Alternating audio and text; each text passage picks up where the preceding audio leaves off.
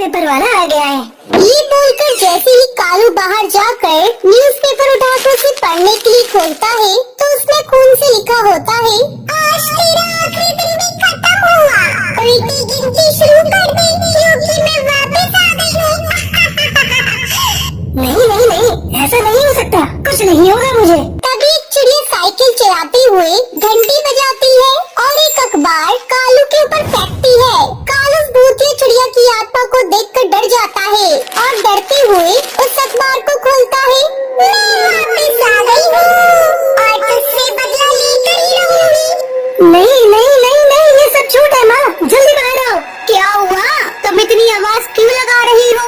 देखो इस अखबार में खून से क्या लिखा है। कालू के कहने पर सुंदरी कौवी उस अखबार को पढ़ती है जिसमें नॉर्मली दैनिक समाचार लिखा हुआ था।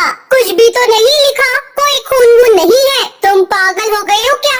जाओ थोड़ी देर जाकर सो जाओ।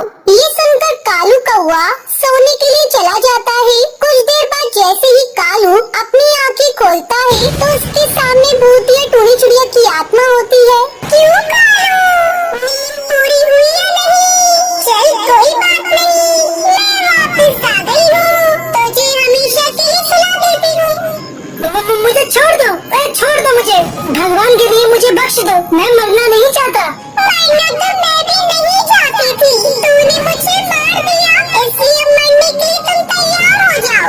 ये कहते ही भूतिया टोनी चिड़िया की आत्मा कालू को जान से मार डालती है। जिसके बाद भूतिया टोनी चिड़िया की आत्मा हरी तोता के घर आगे साइकिल की घंटी बजाकर अखबार फेंकते हुए बोलती है, अखबार ले लो, ताजा अखबार ले लो, खबर पढ़ लो, ताजी ताजी खबर पढ़ लो।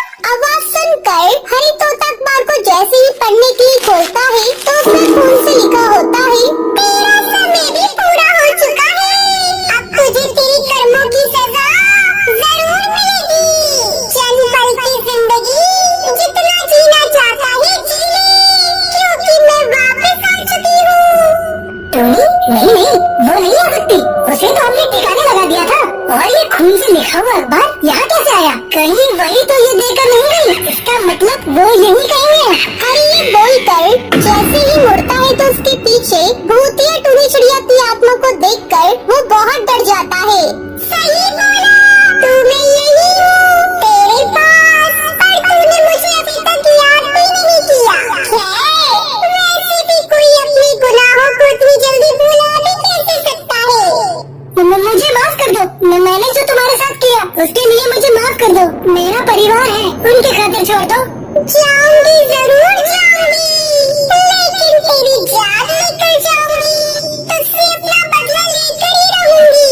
मेरा भी तो परिवार था, मुझे भी उनके साथ रहना था, मेरे बिना कैसे रह रही होंगे? ये सोचा तुमने? क्या तेरी माफी से वो सब चीज मैं भूल पाऊंगी? नहीं, बिल्कुल नहीं, हिसाब तो पूरा तब होगा जब मौत के बदले मौत दी जाएगी।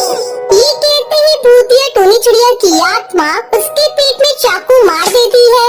मार डाला, उसे भी मार डाला, अब बस बंटी कबूतर बचा है, उसे भी ठिकाने लगा दो, तभी मेरा इंतकाम पूरा होगा।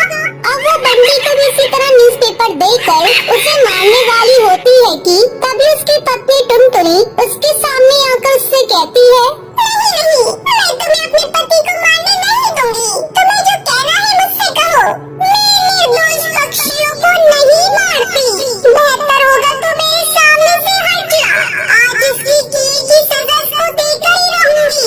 तुम्हारा पति कोई दूध का धुला नहीं है, इसकी कड़वी सच्चाई मैं तुम्हें आज बताती हूँ। 1 साल पहले की बात है, मैं टूनी अखबार बांटने का काम किया करती थी। ऐसे ही एक दिन सारे अखबार मैंने बांट दिए, तभी बॉस कालू ने बोला, अरे बंटी तो आज रात को नहीं आ पाएगा, तो हमारे न्यूज़पेपर दूसरे डिपार्टमेंट तक कैसे डिलीवर होंगे? अगर ये पेपर रात में नहीं पहुँचे तो सुबह भी पक्षियों तक नहीं पहुँच पाएंगे। जो ये काम करेगा उसे मैं एक्स्ट्रा चार्जेस दूंगा। अगर मैं इस चीज के लिए हाँ कर दूं, तो मैं माँ की आंखों का इलाज करवा पाऊंगी। इन पैसों से सर मैं करूंगी ये काम। फिर टोनी बॉस से एड्रेस लेकर रात में न्यूज़पेपर के बंडल को लेकर दूसरे डिपार्टमेंट जाने के लिए निकल जाती है, लेकिन रास्ते में बंटी, कालू और हरी उसे रोक लेते हैं। छोड़ दीजिए देखिए मुझे सर, आपको शर्म नहीं आती? अपने ही ऑफिस के एम्प्लॉय के साथ आप बदतमीजी कर रहे हैं। जाने दीजिए मुझे। ये कहकर टोनी चिड़िया वहाँ से भागने लगती है। तभी वो तीनों से चाकू मार कर उसे जमीन में दफना देते हैं। बताओ क्या गलती थी मेरी? सिर्फ अपनी माँ का सोचकर मैं उस रात निकली, लेकिन दरिंदे पक्षियों ने, जिसमें तुम्हारा पति शामिल था, उन सब ने मेरे साथ गलत किया और मुझे मार डाला, इसलिए मैंने मार डालूंगी। ये बोलकर भूतिया चिड़िया की आत्मा उसके पति बंटी को भी मार डालती है और अपना बदला लेकर वो हमेशा के लिए चली जाती है।